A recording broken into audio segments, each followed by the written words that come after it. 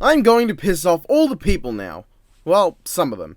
If you've watched my Volume 5 video, the one that'll be forgotten the moment Fat Man Falling says something, you know that I hate the forced happy ending of Volume 5. However, I feel like I didn't explain myself enough because a lot of people seem to love the ending. Their reasoning? Because it was a happy ending with RWBY reuniting.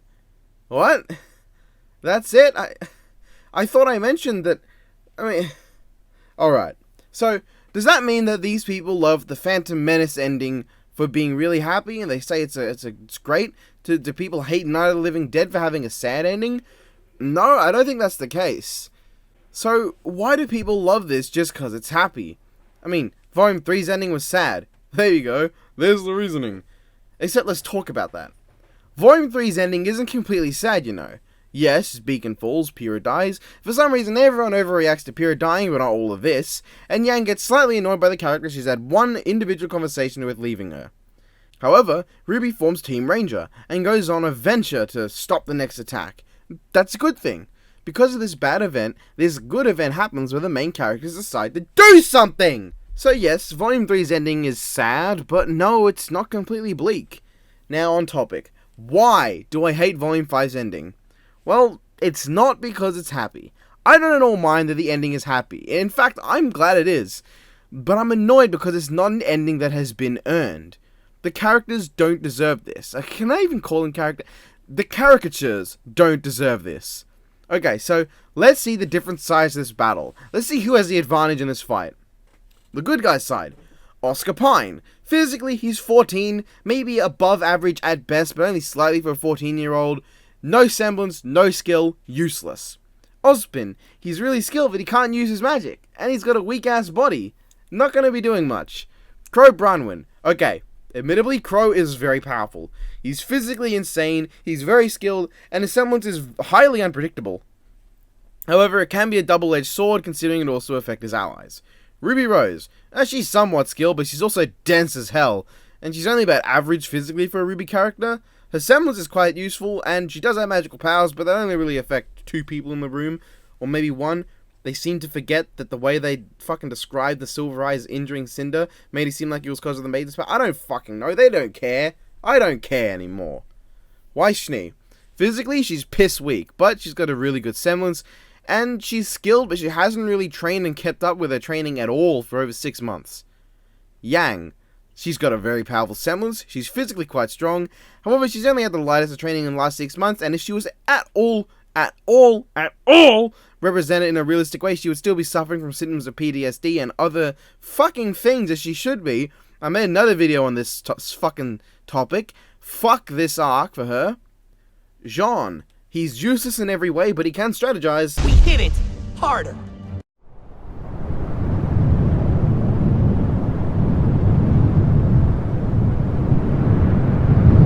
Okay, maybe he can't strategize. Nora. Very strong, supposedly quite skilled, but his semblance is pretty situational. Ren. He does literally nothing ever. He's weak. I think he's supposed to be skilled, but I can't fucking back that up with evidence. And his semblance is goddamn useless. And then later they add one person. That's Blake. Physically, she seems, I guess, a bit above average. Her arm seems to be really good at taking talk. But she hasn't trained in 6 months, and in the last fight, she basically beat up a character who fucking obviously sucks at fighting, but she's got a good semblance. Let's look at the bad guys. Cinder. Insanely over-the-top maiden powers that could lightly kill everyone in the room in the first few seconds. She's highly skilled, and she's just really powerful. Raven. She stayed to be equal to Crow, but I'm going to ignore the maiden powers, she doesn't want to let those go. Vernal. Highly skilled right-hand whammon to Raven. You'd think she'd be very powerful, wouldn't you? Emerald. Obliterated Coco on her own. Extremely overpowered semblance if she gets in a one-on-one battle, and she's physically ludicrous enough to smack you into the air with a sickle. Mercury. Insanely skilled and powerful. I'm saying it again. They are very powerful, the bad guys. He annihilated Coco and Yatsuhashi at the same time. He obliterated them. The only time Yatsuhashi even did anything to Mercury was in a fit of rage. Hazel. He scares Ozpin. Enough said. Lionheart. He's the headmaster of the academy. He should be very powerful. So the obvious advantage goes to the villains, and that gets even bigger when you realize they can ambush their enemies. These guys, despite the fact that they fucking should know something's fishy, are too goddamn stupid to know that, or even consider that the bad guys are already there. It's only because Raven decided to basically stand out like, hey, by the way, fucking bird, that anyone even knew it was going to happen before it did. I mean, let's really look at this. The good guys have one highly skilled fighter, 7 hydra-resistant huntsmen in training, about half of which haven't trained properly in 6 months, and all of which have only gotten 1 year of actual formal training, with the exception of Blake, who grew up in a supposedly fighty-based life. She probably got formal training before. And they have Oscar. He may be possessed by a super skilled guy, but he's too physically weak to injure anybody in this fight, not even John. I don't know, maybe he can injure Ren, but I guess that wouldn't be very fucking helpful when he's on the same goddamn side. The villains have nothing but incredibly skilled fighters. Their weakest is a headmaster of the academy, and their strongest can wipe out everyone in the good guy's side on her own. Yeah, okay, I know that Raven is stronger than Cinder, but she's not using her maiden powers in this particular scenario. She shouldn't be. Oh wow, who has the advantage? The villains. So, this means the good guys would need to use some kind of strategy or something to win. A good use of their semblances and far superior teamwork is key here. But wait, who uses their semblances in this fight? RWBY? No, not even when attacking Emerald, saving her sister, or charging her enemies down. There's no rose petals, no speed. She never uses it, which is actually really out of character for RWBY. Weiss? Oh, yes. So I can't really say she's using it well. Let's see what she does and doesn't use. She does use her platforms and her summons, and she does use the black glyph to throw things around. However, she never increases her speed with the yellow glyph. She never uses the glyph that can hold RWBY in place in players and pieces. She never even fires anyone too drastically away. She never supports the others with her glyphs. She never uses the exploder or gravity was in the trailer, which I can understand. And the only element she uses is ice. She could use wind or fire, change up her fighting style. Her whole shtick is that she's incredibly variable. She's got a lot of different abilities and potential different attacks. Why doesn't she use them? Why is she being so restricted? Yang? No. She never uses her semblance because despite a massive explosion area of effect attack being a very good idea, you know, when surrounded, you don't know where your opponent is. Very good idea, just cover the whole area in an attack. She gets hit a lot. It'd be a good idea. She never uses her semblance though. Even though the physical boost would also be very useful to say, get past these guys should they have attempted to stop it, or, I don't know, beat down Emerald to avoid her semblance. Anything maybe? Blake? She's useless. Crow? Actually, no. The good guys basically never get bad luck, and no, Weiss getting impaled isn't bad luck. It was a conscious choice Cinder made to attack her. There was no luck involved. In fact, the bad guys don't get bad luck either. Nope. John? Yes, John does. It's not super useful, but it does bring Weiss back from the brink, so it does get her back into the game. Ren? Of course not. His semblance is useless. Nora? Yes, she does. It basically does nothing but give Hazel a chance to talk with Adam for a moment, but she does use it. Oscar? We don't know his semblance. Maybe he did. I don't know. So that's 2 people out of your whole group, and one of them is John. And the bad guys, we already know Hazel and Emerald, 2 of the only 3 villains we know for sure the semblance of, use their semblance. So the good guys make the expert decision to not use their advantage in numbers for overbearing semblance use. How about teamwork? No, the only people who use teamwork in this whole fight are Emerald and Mercury. Oh, you might think Crow and Oscar do, but no, that's not. Crow helps Oscar, loses, then Ozpin fights, and Crow doesn't help. You might think that RWBY and Yang do, but no, they immediately split up and fight solo. You might even think for the villains that Lionheart and Hazel do. Not really, Hazel doesn't even seem to acknowledge Lionheart's there. Wow. Right, so let's look at what actually happens. Let's do a quick rundown. Now that we've established the heroes are morons and have almost no hope of winning, let's just take a look through this whole thing and you'll see what I mean. I hope. So first, John attacks Cinder. If Cinder was in character, what little character there is, she wouldn't bother with John. Cinder wouldn't go out of her way to torment and toy with him. I mean, the whole reason this entire altercation is taking place is because Cinder agreed to it. Why? So she could go after RWBY. RWBY? There was basically no reason for her to agree to this when Salem could have, sent Hazel and Cinder just on their own to collect Raven. Those 2 could have easily taken Raven, Vernal, and the entire camp on their own. Hell, you could throw Tyrion in there if you want. They could easily overpower Raven. I know everyone goes on about how epic Raven is, but if Crow can't beat Hazel, Raven can't beat him without her maiden powers. And that also means that she can't beat Hazel and Cinder when Cinder was giving her a run for her money. And if you add Tyrion into the mix, well then, you're dead. And heck, especially with Tyrion, she couldn't semblance her way away. Once you capture Raven, you hold her tight, you force her or Vernal to open the gate, and when Vernal doesn't work, you just assume Raven is the fucking maiden because you have a brain cell, I hope, and then you do that. But no, she agreed, specifically to go after RWBY. What does she do this fight? She toys with Jon. So the first thing we've established is that Cinder's out of character and Jon should have died right here. RWBY goes to help Jon. That's in character. Except instead of using a semblance to dash over an attack, she jumps up into a position that makes her completely exposed and vulnerable. She gets fucking smashed as well. It heavily limits her dodging ability and her semblance is useless in the air. Emerald hits her, slams her down, nobody does anything for around 5 seconds. So, RWBY, instead of using your amazing super speed semblance that can fucking cause a slipstream, you jump. And you don't even jump very well. If Emerald didn't attack you, based on how fast you were moving forward, you would have landed quite far away from Jon and Cinder anyway. So nobody does anything for 5 seconds, as I said, then Yang runs forward. Mercury gets in front of her, there's nothing wrong with this. Yang attacks him, that's fine. So, already, Emerald should obliterate RWBY. At the very least as well. Mercury and Yang are equal. Really, Mercury should dominate. Mercury obliterated Yatsuhashi and Koko on his own, and we saw what they could do to the Grimm in Volume 2, as opposed to what Yang could do. He already fought Yang when she was going at her best, and he threw the fight. He managed to put Pyrrha on the defensive, and Pyrrha put Cinder with the maiden powers on the defensive. And most importantly, Yang is known to have only trained for at most several weeks after the 6-month time skip, while Mercury, while never shown training before, most likely did because his scenario is no different to what his scenario was before coming to Beacon. Assuming he didn't train in this 6-month period is assuming he didn't train before arriving at Beacon. There is no reason to assume that. With Yang, there is a reason. She was fucking bedridden and depressed. How the fuck is she going to train like that? And if she did, she had one fucking arm. She clearly fights with both of them. So Crow then attacks Raven. Now logically they're supposed to be even, and yeah, they actually hold each other off till the Silver Eye stint. There's nothing wrong with that. Then Vernal attacks Weiss. Now logically, this is, as far as we should know before this point, the most even fight. Vernal definitely takes the advantage in skill, but Weiss' ability to buff herself and use her massive variety and ability to just do all the stuff she does should at least hold Vernal off. Then Nora and Ren attack Hazel. They lose.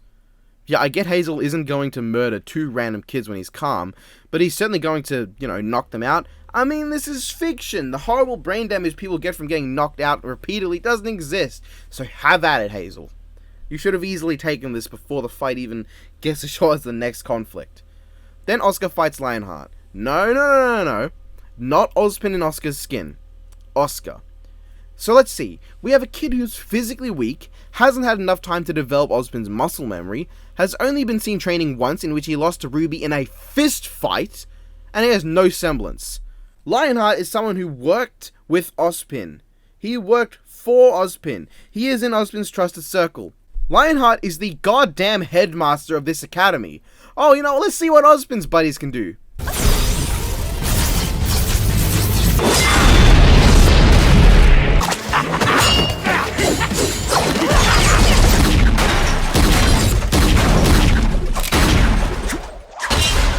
Right. And Lionheart? Well, why though? If Lionheart can't beat a 14-year-old, then it really diminishes the cowardly side of his character. A coward who is weak and can't win makes sense. It makes sense if he leaves. I wouldn't see someone as cowardly if they're already weak, they can't win, and they ran. That is just intelligent. You leave when you can't defeat your foe. He is leaving. That's just something that you do tactically. If he was actually strong but still ran away, that would be cowardly. That would be a coward. That is a coward. Starscream from Transformers, for instance, is a coward. He's almost always portrayed as someone who runs away and tries to sweet-talk people. But he also usually has arm cannons that can deactivate most Transformers. He is skilled and smart enough to be a military genius who can take down most of the foes he runs from, and so on. Him running from Megatron isn't cowardly, okay? That makes sense. He can't beat Megatron. Him attacking Megatron from behind, that is cowardly. It's hard to explain, but you could say that as being tactical, but If you were looking honorably, that would be cowardly. If you're looking tactically, it would be fine. We're supposed to be looking at this tactically. Lionheart should be a tactician. He's not, though. I mean, it's something like Calendar Man with to run away from Batman. Would you say he's being a coward, or would you just say he's fucking making a good choice? Anyway, so, what this should mean... What the hell did I write? What should the... Oh. Well, not a single hero should be alive aside from Crow, Ren, and Nora. Basically, all of them are totally fucked, because despite their numbers advantage, they don't bother to team up against anyone but Hazel. Even then, I have doubts they'd be able to win like this, even if one person helped another. But why the fuck wouldn't you guys stay as a team of many against their team of slightly less? They don't have teamwork training aside from Cinder and these two. Hazel's a loner, Vernal just joined them, and Lionheart hasn't really met most of these guys before. And Raven certainly isn't looking to win in this fight, she's looking to get down below and steal the fucking relic. So the good guys are in the shit. They've done nothing to help themselves. Let's see what they do next. We go to Weiss fighting Vernal. She uses one type of glyph, and she hurts herself? Are you shitting me? Oh hey, she used a different glyph. Please, never use this to any advantage again, okay? Thanks. Weiss makes a wall and waits 5 seconds to try summoning. But why? Okay, you've made a wall. Have you ever considered that Vernal can jump over it or, I don't know, walk around it? You know? I mean, Weiss, you can make a dome that helps you survive crashing into a wall on the top of a speeding train. Use that. Okay, to be fair, it probably wouldn't have worked, but you've seen nothing until now to suggest that she could break your ice. It would make more sense to make a large dome that literally can't be defeated by walking. So, ignoring that Weiss' summon took slightly more time than normal, Weiss here clearly sees that Vernal can both fire a gigantic laser, and using it can obliterate ice and the night with ease.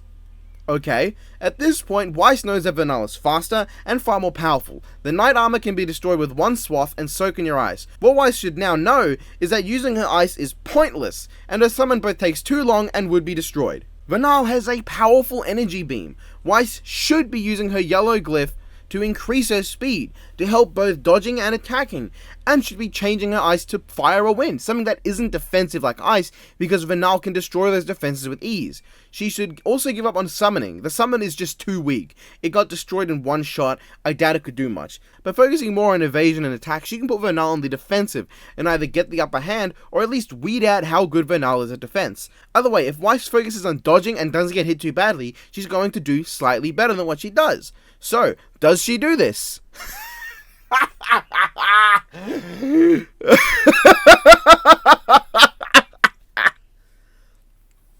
Now, we go back to John, who's still alive, and Cinder only just now realizes who he is. I'm starting to remember you. You're the dense one that can't tell when he's out of his league. But that's everyone. All of these people are fighting people way higher than them on the power scaling chart.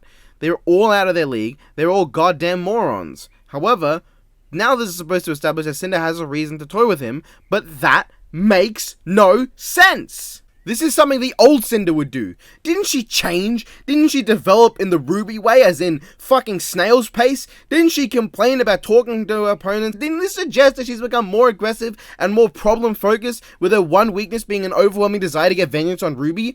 Apparently not. Nope. Her personality has gone full 180 and returned to her old ways. In fact, it seems that after shooting RWBY once, she's like, yeah, that's enough to get over the extremely unmatched, blinding hatred of you that made me go along with this irrational and highly flawed plan. I'll just toy with this nobody for no goddamn reason because, duh, I'm stupid. Then we see RWBY is just standing there.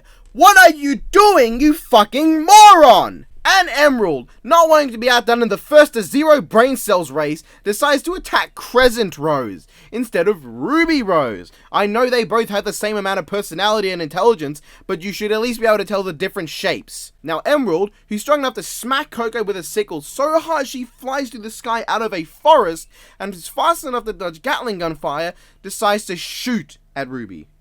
Shoot. And even then, she's not firing at Volume 2 or even Volume 3 speed, and someone in the animation department wanted to make sure RWBY spinning was more realistic and less, you know, RWBY! Okay. Let me get something off my chest. Realism is a thing I like, okay? However, when you have a show or film or anything like this, I like consistency far more. When you set up a world like Dragon Ball or Transformers, make sure it's consistent. We might be on a Earth, but it's technically a completely different planet to what we know, and the series needs to set up rules. For instance, Dragon Ball sets up that regular people could learn to fly, shoot ki, and destroy moons with enough time, while Transformers establishes that almost any fuel source can be turned to energon. Now RWBY set up that people are ludicrously fast, strong, and durable, with auras that give them incredible resistance to various things, and skill beyond any normal person. Trying to make RWBY more realistic like the show wants to do is not a good thing. It'd be like if Megatron said, "We can't use that oil, we can't turn that into energon." Or if Piccolo said, Damn, if only I could hit that guy across this bridge. God, I wish I had a long-range attack. It's contradictory. It's silly. Anyway, RWBY spins her size slower than an 80-year-old cripple who died in 1965, yet somehow she blocks these bullets. Sure. Then Emerald, she does something halfway intelligent. She uses her semblance. Unfortunately, she makes it obvious it's fake by summoning Cinder from thin air. Yet RWBY, once again going for the golden brain-dead idiot medal, doesn't think to look to her right! And see, either Cinder is there, or Cinder isn't and John is fighting the air, or John is gone too. Any of those is something Emerald could make her see. She'd either ignore the idea of a second Cinder being in RWBY's vision, or make it fucking obvious that the Cinder in front of her is fake by removing John or making him swing at the thin air. Given the animation errors, it's likely that RWBY couldn't see John or Cinder because, you know, anything that's off screen just vanishes from reality. Then Emerald, in her infinite wisdom, isn't already ready to attack when the illusion is gone, but only just decides to attack after it vanishes, and sweeps the legs. Now realistically, Emerald should have been in a position to attack already. Attacking the legs, I can excuse that. There are a lot of tactical advantages to that, it's completely fine. But she's just too slow! Either way though, RWBY should still be in the shit! We go through this stupid transition that has a cut in the middle of it, completely negating the point of a transition like this, to Weiss and Vernal. Weiss uses the black glyph again, but literally any glyph would have done the same thing, but because instead of launching Vernal onto the roof, she just jumps off, and Weiss... Are you shitting me? Weiss just fucking stands there. She ignores the fact that she didn't do anything to hold Vernal down, or stop her from attacking, and she tries to summon. And if you don't think she's summoning, what is she doing? She just stopped to pose then? That's worse. I thought the wall was stupid, but it was better than literally nothing. Your back is facing her, you fucking moron! Okay, so, Weiss truly believes that someone can help. So why doesn't she do something more than just hope for the time to come to summon it? Okay, question. Have you ever seen Fake Khalid? It's not the best show, but it has two amazing fight scenes that showcase what Weiss should be doing, more or less. The fight against Bazette in Twy, I don't know how you pronounce it, and the fight against Saber Ultra in Season 1. Both of these fights involve a group of good guys outnumbering the bad guys, of which has one humongous power advantage. I'm aware, Weiss is in a one-on-one fight. It's not a perfect correlation, but it was the first thing I thought of, and it was just in my head the whole time. I couldn't think of something else. I'm sorry. But throughout this fight, the characters set the opponent up with strategy for their big game-ending attack. This is strategic. In the first fight with Saber Ultra, Rin and What's-Her-Face with the stupid name set up for a perfect chance to take down Saber Ultra. It doesn't really work, but it points for trying. And in the fight with Bazette, multiple characters correlate and time their attacks in a way that gets Bazette into the perfect position to be stalled. Weiss doesn't do that. Weiss just fights like a barbarian. How ironic. And then when she can't see Vernal, she tries to summon. What? Now, Weiss throws Vernal up and... No. You can't do this. You can't do this. She tries to summon. Again! All she did was throw Vernal into the air. She didn't hold her there with anything, or throw her a far distance away. She just no longer had Vernal in her peripheral vision and tried summoning. What the fuck? And then Vernal shoots her. I mean, Vernal's not exactly doing anything special here. She's just shooting Weiss, but...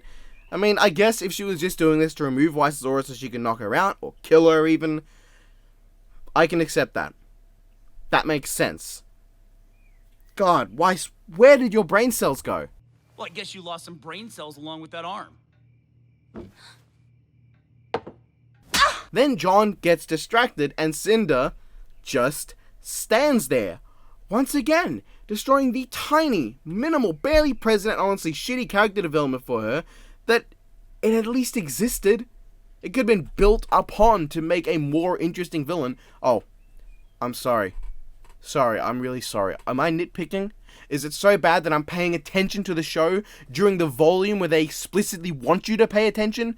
Is it so bad I'm watching it like they want? Is it so bad that in the serious portion of the show, after a volume that had disclaimers of mature content, and another where one main plot point is the slaughtering of an entire town, that I expect both mature and competent writing and consistency? Is it so bad that I just want a show where they make more than one draft of the script?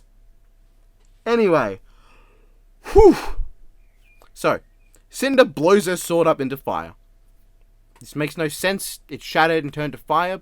Should be useless, but I will assume, to be fair, she just coated her sword in fire. That there is a physical sword beneath and it's just on fire and it's just intimidating. Ruby looks over, Emerald does nothing, and Emerald allows Cinder to be hurt by the Silver Eyes. Okay, so, big moment. Ignoring all the stupidity, this should be the turning point. This should be the point where the heroes begin to develop an advantage. So far the heroes, they're losing. Weiss is being owned, John is being toyed with, none of the bad guys are phased at all. At this point, Cinder being affected should have been where John both proves his worth and Cinder gets taken out or injured. But because Raven, we can't have that. That would make sense. So John does this. What is wrong with this picture? Okay, 1. John stabs with his sword, meaning he has a much lower chance of hitting than if he just fucking swung it. 2. John aims for the face. I know you might be Thanosing me about how good that is, but realistically, in a world where characters are as fast as Ruby, if you're as slow-ass as John, go for the torso. It would have been impossible for Cinder to dodge in this position. A deathly injury you're almost certain to achieve is better than an instant kill you're not likely to achieve. Number 3. John is stabbing so poorly, he literally falls forward. Number 4. Based on his sword's position, he didn't even go to stab her head properly. He went to stab the lower left side of her face exclusively, giving his sword less coverage on her face and a higher chance to be dodged. Number 5. John took 6 seconds to even attack. Number 6. All of the above. So after we establish that John is also in the race for stupidity, and... what? Okay, Cinder stabs Weiss. Cinder impales Weiss. What? Cinder, who came here, in this place, to get revenge on Ruby Rose, who I should mention, by the way, was knocked out by Emerald, decides to impale Weiss simply because John looked at her with worry and tried to stab Cinder. Cinder, you're also a moron. If John had looked concerned for Nora, would you have impaled Nora? If he looked concerned for Yang, would you have impaled Yang? If he had looked concerned for Ruby, would you have impaled Ruby? Well, actually, no, you probably wouldn't have done that last one, because that would be in character! In fact, that would have been a good moment. She's not meant to kill Ruby. What if she nearly did? That would make for an interesting moment between her and Salem in the future, or interesting conflict between what Salem wants and what she wants. No! That could be the most minimal potential for interesting storylines or character moments. That's exactly why we don't do that. And let's ignore that John forgets that he knows how to speak English. You know, the fact that he could say, look out, behind you, Weiss, move, Weiss, don't get impaled by the bitch, Weiss, Weiss, get the fuck out of the way, hell even, fuck you, Cinder, you bitch, how dare you try and impale Weiss, anything but just no. She hasn't done anything yet. Why are you screaming no? Why do you think it'll do anything? You're not venting your anger, nothing has happened yet. You're just hoping she stops out of her own goodwill. Jesus! Now the episode ends like this. All the heroes are distracted, Weiss is impaled, John is lying on the floor, and Ruby is knocked down. The villains have the advantage. They could easily win by just, you know, knocking the heroes out, or... killing them. Nope. Next episode shows that they are also shook because of this. For some reason. It also takes 20 seconds for Oscar to attack Lionheart, and he telegraphs it so massively, he might as well have a neon sign saying, hey fucker, guess what, I'm attacking. At least that'd be distracting in the excuse me, can I distract you for a moment way. Then Hazel gets mad, and Crow doesn't think to stop this. Dude, after this Crow shot, he has 9 seconds to stop Hazel. If Nora can smack him out of the building and she can't overpower Tyrion when you can, I think you can stop Hazel, okay? Hell, Crow should know what Hazel can do. Either Crow's a moron, or Ozpin's a moron for not telling him about their villains and what they can do. I can understand Nora, or... I would say Weiss, but she's already knocked out. I can understand Nora, Ren, or John. I understand those people not trying to stop Hazel. They don't know what he can do. For Crow, No. Crow goes to save Oscar instead of stop Hazel from getting strong enough to injure Oscar. Because apparently Oscar's indestructible, you know. I mean, you know, if he actually did knock Hazel away from Oscar, that would have always been worse than if he just saved Oscar and nothing else. You know, that could have been actually, what is it called? You know, the turning point of the battle as well. Another potential one where he hits Hazel when he's distracted, taking out one of the strongest fighters on his opponent's side in one strike potentially, or even just a combo of strikes and knock him out. No, don't do that. That would make sense. So let's see what's happening. RWBY and Weiss are down, Ren and Nora are doing nothing, John is useless, Crow is in fighting shape, Oscar is useless, and Yang has vanished from reality. However, the villains are fine, with the possible exception of Lionheart. The heroes are just, they're in the shitter. Now, 3 villains leave. Cinder, Vernal, Raven. Okay, now things are more even. This is where the good guys should take their victory due to their numbers, advantage, and teamwork. No. No teamwork. Nope, that's too smart for them. Despite the fact that Mercury and Emerald are there, Hazel fucking wallops the strongest good guy there is. It clearly shows that the villains still have the advantage. Heroes still do nothing to resemble teamwork either. Also, Yang can't see Mercury right in front of her with his leg cocked straight up in the air. Now look at this. Nora and Ren aren't doing anything, despite nobody attacking her down people. Yang is outnumbered, so one of her foes was just fighting her on even ground not 2 minutes ago. Crow is currently fighting Hazel, and Oscar's doing nothing at all. Who has the advantage, I wonder? So, John is putting pressure on Weiss's wound. That's fine. What is Ren doing? He's holding her hand. Did you need to do that? Yeah, I get it. Keeping track of her pulse is important. But I think helping your buddies not get murdered is more important than helping the person you've never once talked to by barely doing anything. Crow and Oscar get owned as well. Then, Ozpin takes over Oscar. This is where the bullshit goes full throttle. Ozpin can't use his magic, remember? It's finite, and has a distinct greenish aura effect when he does use it. He clearly doesn't in this fight. He's in a body that's weak as hell. Okay, he's in the shitter, but somehow, he not only avoids all of Hazel's attacks, but he injures Hazel with body blows! Body blows, are you kidding me? Okay, the joint attacks are one thing. I can get that hitting Hazel in the joints could still hurt, but body blows? What? He literally just blocked Crow, a guy who can swing with enough force to cut wood with the air pressure created with his arm. You're telling me that Oscar's body is stronger than Crow's, and in turn stronger than Tyrion, Nora, and Yang? Are you fucking kidding me? And even more insulting, Crow, who was able to do all this in Volume 4, is put on the defensive by Lionheart. Oh, why is this a problem? Because Lionheart's rocks can't injure Oscar. They don't even singe his clothes. It's not that Ozpin's soul is helping him, or is based on the soul of the user. Ozpin's soul is distinctly separate from Oscar's, seeing as they fucking talk. He hasn't overtaken Oscar's soul yet. This is Oscar's aura. Crow can take hits from Winter and Tyrion and fucking Hazel. Crow should be able to literally walk through Lionheart's assault, or run forward while dodging and slicing things and take off Lionheart's whole goddamn arm at the very least. Worse off, Lionheart, who is too slow to dodge Oscar Pine, can dodge Crow Bronwyn. What? We'll just ignore the fact that all the characters have the least useful fighting stances in history, and that Hazel never swings his arm horizontally. RWBY has woken up. John is helping Weiss, Ren is useless, Nora is useless, RWBY's useless, just everyone's useless. Yang here clearly sees Raven appear from nowhere. As in, you know, peripheral vision, I'd see that, even in that position. So should she. She should have better eyesight than me. And also, she should remember Raven left this area. Why are you staring at her? At least haphazardly shoot in that direction in case someone's there, and then turn around to see if anyone's attacking. Like Mercury, who you should be seeing right here and you don't do anything. Now, Lionheart shoots Oscar. Somehow. Crow not only was losing to Lionheart, but he either got incapacitated or defeated. Maybe he didn't give a shit and he gave up. Or he was somehow too slow to stop Lionheart's 10-year charge time shot at Oscar. Obviously he's not. He saved Ozpin here instead of smashing Hazel out of the way. Why didn't you do that? Instead he gets punched out of the franchise and really moves John's hands away while telling him not to stop.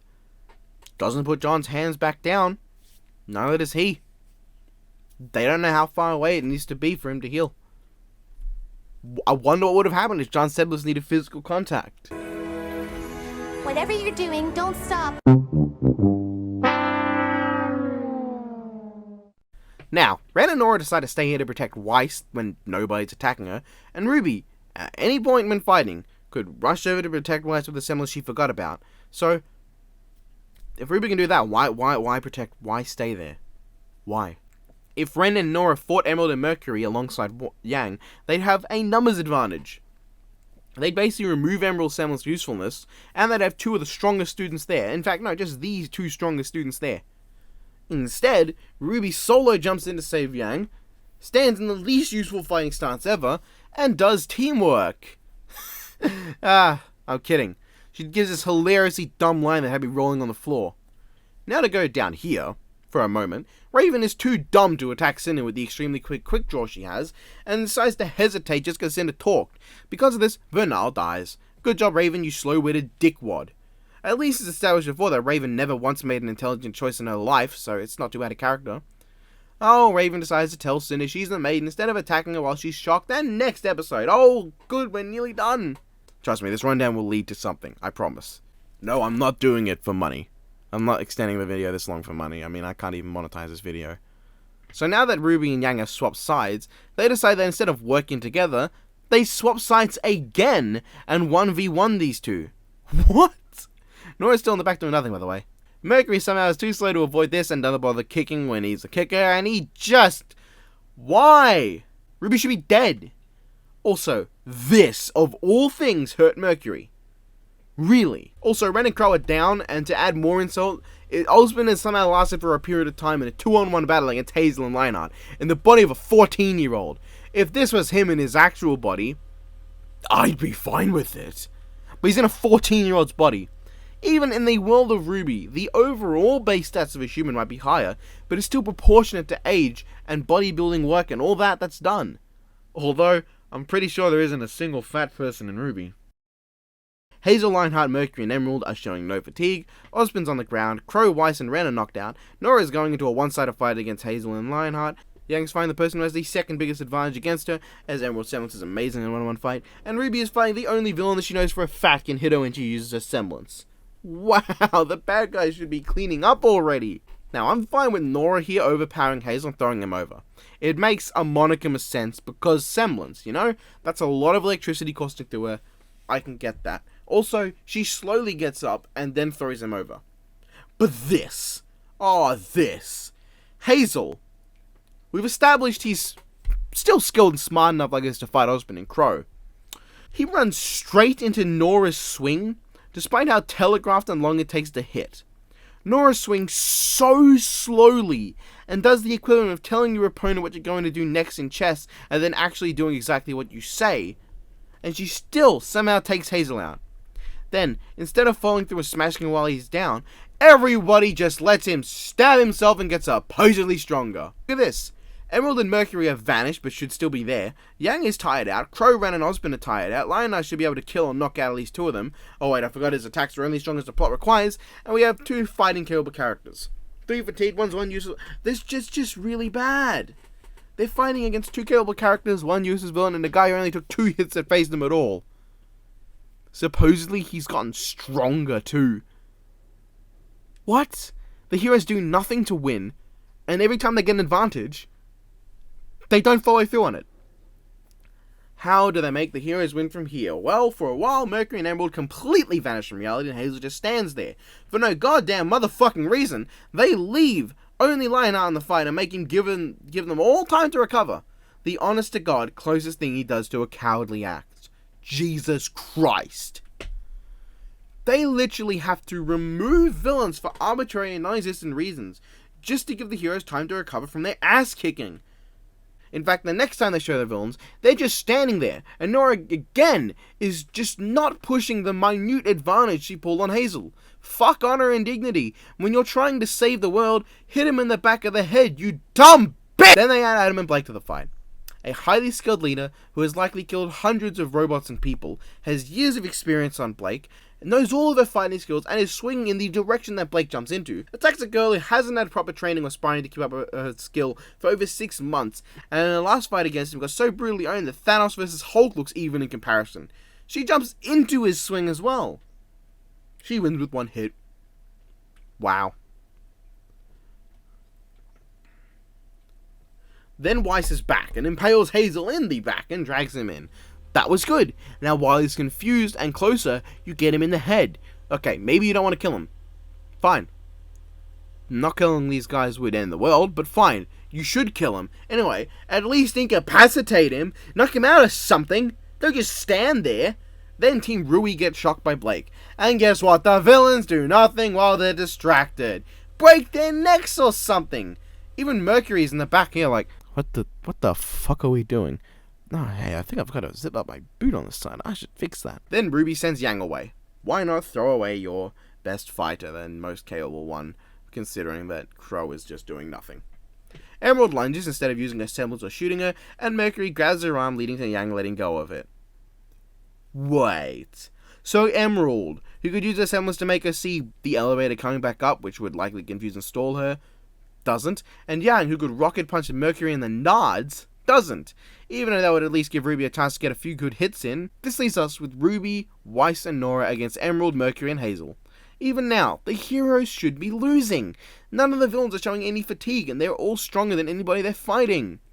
Then Raven takes out Cinder, not important to what I'm talking about. Same with Yang talking to Raven, getting the relic, that's not important. For no reason, Ren gets back up, and he does nothing. In fact, he and Nora are supposed to be exhausted. Crow also gets back up and does nothing because he's too fatigued. Hazel even destroys the Lancer summon. Blake shows up, yeah, but, I mean, Weiss's strongest attack has failed. Ren, Nora, Osmond, and Crow are useless. John is useless by default, and Blake has showed up. What a great team. Meanwhile, none of these guys look worse for wear, and they even note that Hazel's aura regenerates like crazy, implying that his aura is likely back to being full, or at least quite high up. Then Nora is back up, or something, I don't know. So basically this is how it ends. Yang shows up, and the villains give up. Here's the problem. I want you to remember everything I said. Tell me one time the heroes had an advantage overall. Yes, they occasionally had small advantages between two characters, but they never pressed them. They never take advantage of the advantage. So the heroes should have lost. They should not be standing or living. They should all have died. The villains lose because of the plot. Because plot armor prevented them from killing everyone they should have owned before the halfway point. And because the plot needed a happy ending. If the reason the heroes win is because of the plot, you have failed as a writer. I mean, hell, when Yang shows up, this is the scenario. Mercury is slightly injured, while Hazel and Emerald look completely fine. Weiss and Blake are fine, RWBY should logically be injured, and everyone else is injured. Yang was last seen fatigued, and has not had any time to recover. No, instead she fell down a long-ass shaft and continued walking and walking and walking and talking, and not resting at all. She shouldn't have recovered too much. Basically, the heroes are in a terrible position when Yang shows up. The only reason the villains didn't get the relic is because they wanted to go for the gold stupid medal. They wanted to really go for it, and they also didn't take advantage of their advantage.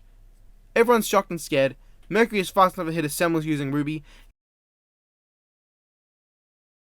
He should be able to rush up, take the relic, and leave. There are 16, a quarter of a whole minute, 16 goddamn seconds, where everyone is shocked and dazed and taken aback. Why, Mercury? Do you see now? Do you see why I hate this ending? The villains had the advantage throughout the entire fight. They should have and could have won at almost any point in any of the episodes. Even at the very end, the very final moments, they still have the advantage. Hazel could have still taken on all of them. He should have won. And to add further insult to injury, further goddamn insult to injury, the RWBY reunion is complete rubbish. The only reason anyone felt anything in this scene was because of what happened and not why it happened. This should make me feel something, but it just doesn't. RWBY and Weiss forgiving Blake is fine, but they've established that Yang is bitter, and she has had the slightest plank distance of character development. No! I forgot, characters don't develop in this show. They flick the switch and choose personalities based on whatever buttons the script chooses to press. Yeah, I know Weiss talked with her, but if they showed Yang say slowly throughout Volume 6 accepting Blake again and forgiving her, and instead had this ending involving Yang walking away or something, I'd have gotten more of an emotional reaction. But because that would be in line with what they've written, and would be something the characters they've written would do, it can't happen. When you don't write things in line with what you've already written, then guess what? It fucking fails! I hope you get it. I really hope you get now why I fucking hate this ending. The heroes don't do anything at any point that should help them win. The characters succeed only through plot armor, and the villains almost equal incompetence. I actually think the heroes are more incompetent in this fight. The villains do everything they can to win. Okay. Aside from Cinder, they mostly do what they can to win. Because of plot armor, the heroes just don't go down. They somehow just succeed. It's the literal equivalent of the Luigi wins by doing nothing, or the Saihara wins by doing nothing memes. Then the RWBY reunion was ruined. Total fucking garbage. I would like a reunion with legitimate emotion, please. Not this wasted, half-assed, emotionless garbage. If you like this ending, good for you. I really mean that. If somebody out there, if many people out there, are happy with this ending, that's actually really good. It means RWBY has succeeded in Volume 5 somewhere. But at least give me a good reason. The ending is happy for everyone is not a good reason. I mean, Empire Strikes Back is one of the best movies ever made. It's a brilliant film in every sense of the word, but the ending is not a happy one. That doesn't ruin the film, it doesn't ruin the ending. But a film like Force Awakens, which I personally dislike it, but I understand if you like it. I do see the merit in Force Awakens, and there are things I love in that film. Anyway, it doesn't have an ending even close to being seen as good compared to Empire. Most people think the ending is one of the worst parts of Force Awakens. It's not the worst, with the victory out of nowhere. I mean, everything just goes well. Little guy wins through bullshit, there's no emotion involved outside of Han's death and Chewie's reaction to it. And I don't even mind the ending to Force Awakens. But Empire's ending takes a steaming dump on it. Happy ending does not necessarily mean a better ending than a negative one. A good ending is not the same as a happy ending. The ending in Volume 5 is rubbish. End of story. Have a good day. Volume 6 better not be like this. I really hope it's not like this. I'm doing this video because the Volume 6 premiere is coming out. Probably already is out by the time this is uploaded. But I want this to just be my final take on Volume 5. I never want to come back to Volume 5. I will. I most likely will. But this is a combination of several videos I wanted to do. That being every dumb choice in the final battle. And just another review on the final battle. This is all that rolled into one. Along with the message I wanted to convey here, which is that, as I said, a good ending is not a happy one. So thank you for listening to me. I sounded really angry, I know, and I'm sorry about how vitriolic I got in this video, but I needed to give out my actual emotions in my final attempt to just get Volume 5 out of my life. So, I hope you have a good day. If you enjoyed the ending, I hope you still enjoy it. I doubt I would have changed your mind. I hope you liked it. So, for all it's worth, I'm Nemesis Budreich, Lord of Shadows. I'm signing off. If you want to ignore this video, go ahead and do it. You want to dislike it, go ahead and do it. I just hope you don't start causing wars and hatred like I just created a lot of hatred in this video in myself. I don't want to pass it on to any of you in the sense that you continue spawning more hatred. I hope, and I will try to moderate to make sure that we have a somewhat civilized comment section. Assuming this video doesn't get taken down by Rooster Teeth. It's gonna get taken down. Okay, just great. Goodbye.